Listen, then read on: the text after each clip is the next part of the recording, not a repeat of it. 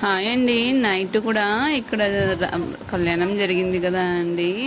అక్కడ పిల్లలు కోలాటం చేశారనమాట. చాలా బాగా చేశారండి.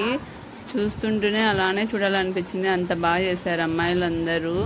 మళ్ళీ డ్రెస్ కోడ్ మార్చారనమాట. పొద్దున వీళ్ళే చేశారు, సాయంత్రం కూడా చేశారు.